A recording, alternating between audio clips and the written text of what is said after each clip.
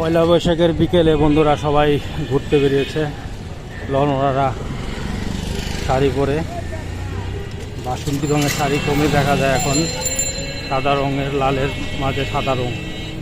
তো আমরা টিএসসির মোড় দিয়ে যাচ্ছি একটু লালবাগ কেল্লা পরিদর্শনের জন্যে। সবাই বাসা থেকে বের হয়েছে বৈশাখের বিকালে। যাই না, আকাশের অবস্থা একটু কালো কালো, যখন তখন বৃষ্টি নামতে পারে। সবাই দেখেন বন্ধুরা, এবারকার বৈশাখী সবাই খুব স্বতঃস্ফূর্তভাবে আনন্দ সহিত উদযাপন করতেছে। জাত মত নির্বিশেষে সকলেই খুব আনন্দ করতেছে যার অবস্থান থেকে। তো সেই লোকটাকে আমরা সামলাতে পারি, যার কারণে আমরা বাড়ির স্ত্রী এবং আমার সন্তানকে নিয়ে আমরা অলরেডি বৈশাখের বিকালবেলা বেরিয়েছি আনন্দ উদযাপন করতে। এটা হচ্ছিল ঘোড়ার গাড়ি। হ্যাঁ, মানুষ উঠায়, তাই না? প্রত্যেক মধ্যে যায়, করতে পারি না। বৈশাখের বিকালবেলা আমরা অলরেডি বেরিয়েছি আনন্দ উদযাপন করার জন্য।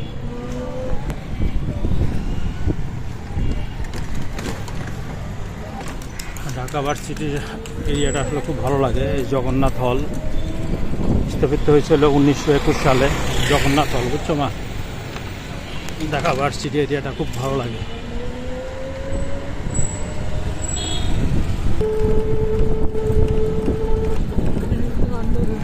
আবাসিক এরিয়া, সবাই স্টুডেন্টরা ভিতরে থাকে।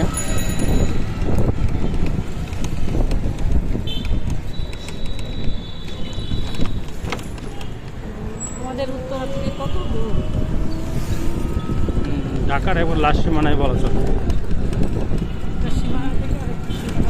তোমার হচ্ছিল লালবাগের কেল্লাটা তোমার ইয়েতে, বুড়িগঙ্গা নদীর কিনারে, তার মানে লাস্ট সীমানা। বাবা, গাছগুলো দেখছো, 100 বছরের পুরানো গাছ।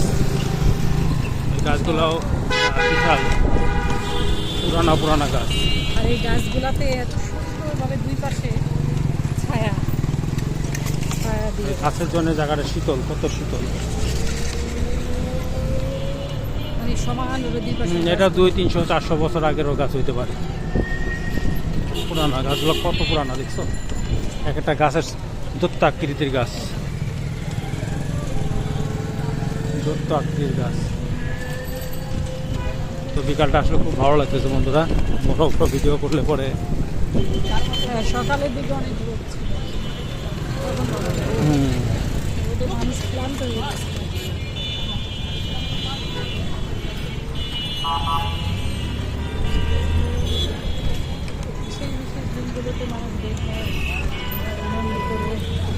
আমরা এখন বঙ্গবাজারের সাইডে যাচ্ছি।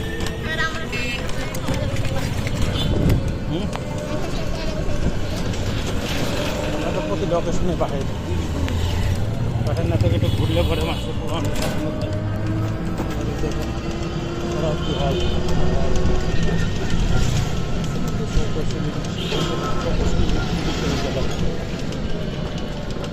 পুরোটাই কার্জন হল, ওই সাইড প্রকৌশলী বিদ্যালয়।